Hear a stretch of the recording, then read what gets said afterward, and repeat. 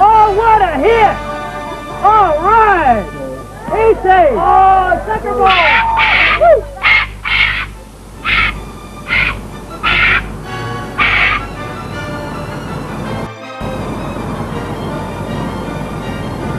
Tembagapura sejuk dan nyaman, tapi hujan tiap hari, curah hujan 500 cm tiap tahun.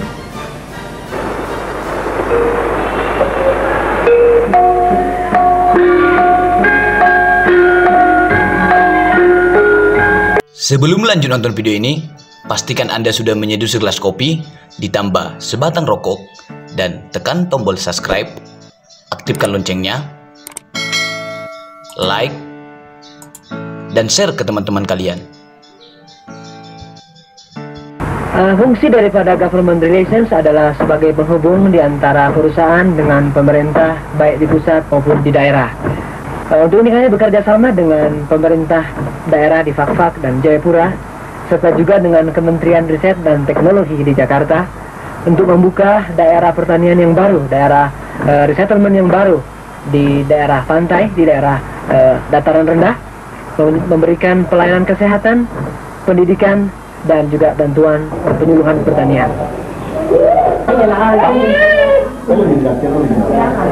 Sejak hadirnya Freeport di daerah ini, Freeport telah berusaha untuk meningkatkan sosioekonomik standar dari penduduk setempat di sini, yaitu melalui program pendidikan, program kesehatan, dan ada kesempatan bekerja bagi penduduk asli di sini.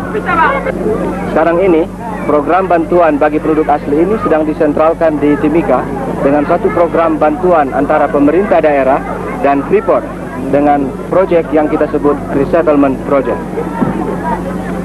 Di belakang ini kita bisa melihat ada toko berjalan atau mobile store. Freeport menjual setiap minggu kepada penduduk setempat ini bahan-bahan pokok yaitu beras, minyak goreng, sabun, dan lain sebagainya untuk keperluan penduduk setempat di sini. Juga di sebelah sana kita bisa melihat ada klinik, itu kita memberikan pengobatan cuma-cuma kepada penduduk setempat. Ada 3 klinik di proyek ini dengan pelayanan pengobatan cuma-cuma.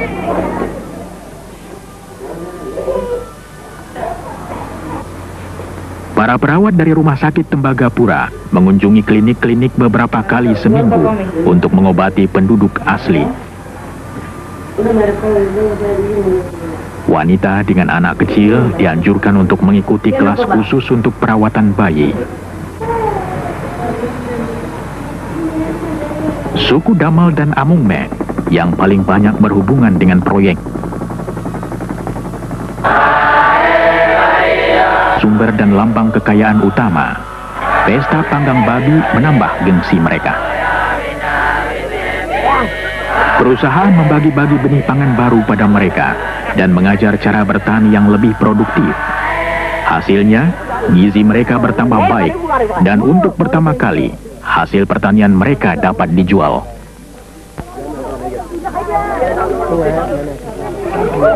Dengan masuknya proyek ini ke daerah ini, tentu akan menimbulkan sedikit tegangan karena kita membawa teknologi zaman luar angkasa ke daerah yang terbelakang. Sekarang juga dengan bekerja sama dengan pemerintah, kita lagi mengusahakan apa yang kita namakan proyek resettlement, yang merupakan suatu proyek yang besar yang berhubungan dengan adanya proyek ini di tempat ini.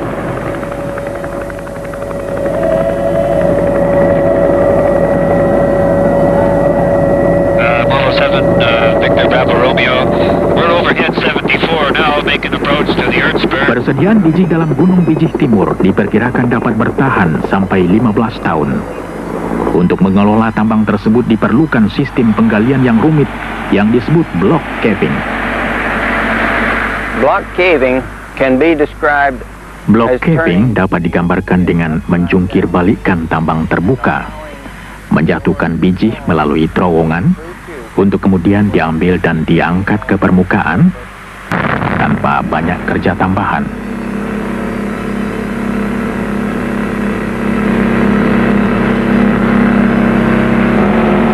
Pekerjaan ini dilakukan sepotong-sepotong.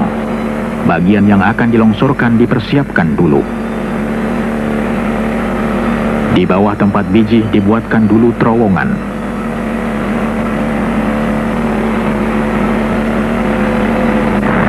Kemudian bagian-bagian yang mengandung biji diledakkan. Ledakan ini menyebabkan lapisan yang mengandung biji kehilangan penyangga dan roboh.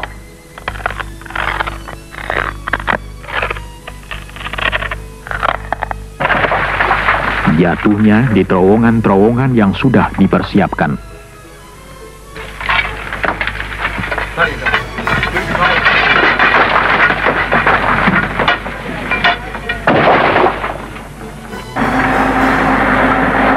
Dari sana, potongan-potongan diangkut ke tempat pengumpulan di luar.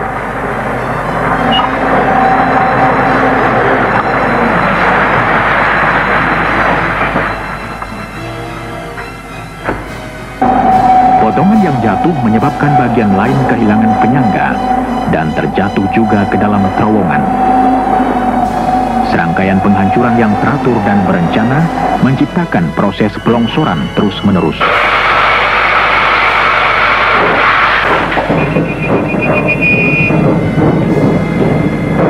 Kereta api listrik mengangkut biji ke tempat pengolahan.